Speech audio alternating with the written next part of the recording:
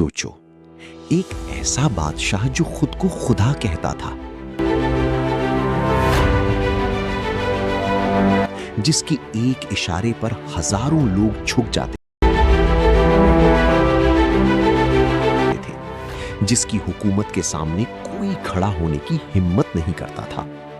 लेकिन फिर एक दिन ऐसा आया जब समंदर ने उसे निगल लिया। आखिर अल्लाह ने फिरौन को कैसे तबाह किया और क्यों उसकी ताकत उसे बचा ना सकी? फिरौन मिस्र का वो जालिम हुक्मरान था जिसका जिक्र कुरान करीम में कई जगहों पर मिलता है। सूरह अल-क़सस और सूरह यूनुस में अल्लाह ताला ने उसकी सरकशी और तकब्बुर का वाज़ेह बयान किया है। फिरौन सिर्फ एक बादशाह नहीं था, बल्कि एक ऐसा शख्स था जो अपनी कुदरत पर इतना गुरूर करता था कि उसने खुद को रब कह दिया। कुरान करीम सूरह अन-नाज़ियात में फिरौन के अल्फाज बयान करता है, मैं तुम्हारा सबसे बड़ा रब हूं। ये सिर्फ एक जुमला नहीं था, ये उसकी तबाही का आगाज था। मिस्र की जमीन पर फिरौन की हुकूमत थी। लोग उसके डर से लरसते थे और बनी इसराइल पर तो जुल्म की इंतहा हो चुकी थी। वो उनके बच्चों को कत्ल करता और औरतों को जिंदा छोड़ देता। कुरान सूरह अल-बकरा में इस जुल्म का जिक्र करता है। इसी दौरान अल्लाह ने अपने पैगंबर हजरत मूसा अलैहिस्सलाम को भेजा।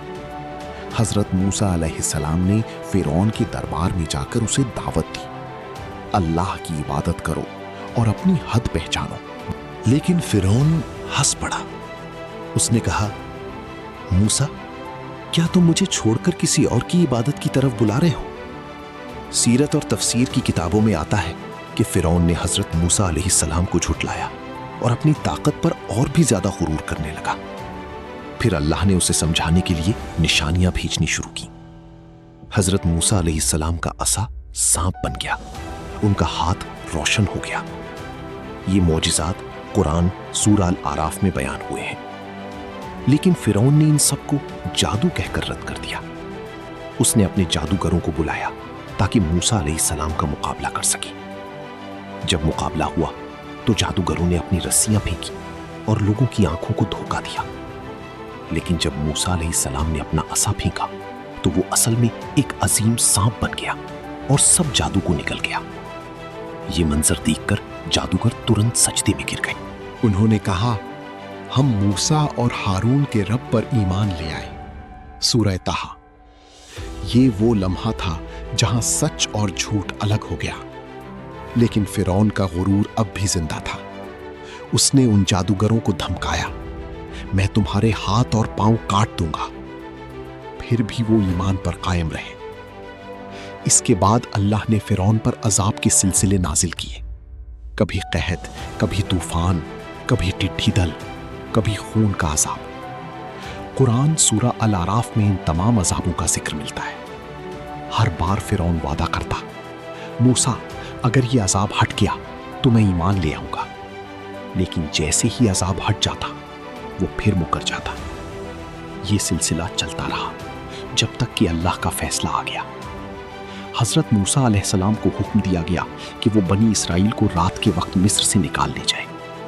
वो निकल गए, लेकिन फिरौन ने उनका पीछा किया, अपनी फौज के साथ, गुरूर के साथ, तकब्बुर के साथ। जब दोनों समंदर के किनारे पहुंची तो बनी इसराइल घबरा गए।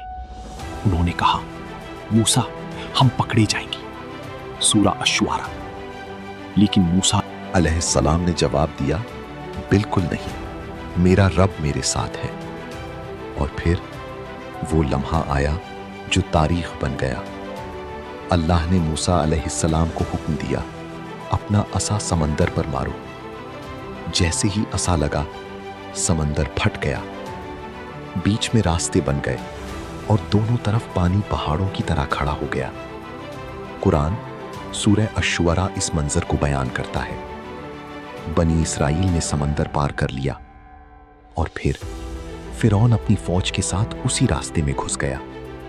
जब फिरौन और उसकी फौज समंदर के बीच पहुंच गए तो अल्लाह का हुक्म आया, पानी दोबारा मिल गया, लहरें उठी और फिरौन की पूरी फौज को निकल गईं।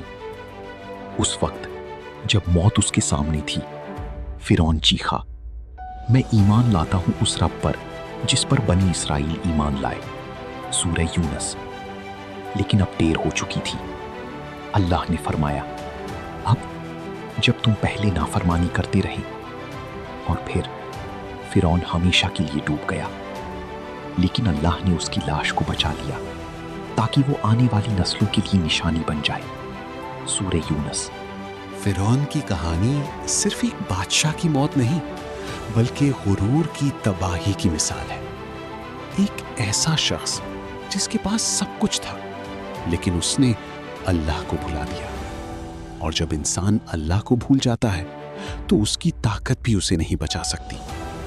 आज भी फिरौन की लाश दुनिया के लिए एक निशानी है। ये हमें याद दिलाती है, तकब्बुर का अंजाम हमेशा तबाही होता है और हकीकी कामयाबी सिर्फ उसी की है जो अल्लाह के सामने झुक जाए। तो सोचो, हम किस रास्ते पर हैं?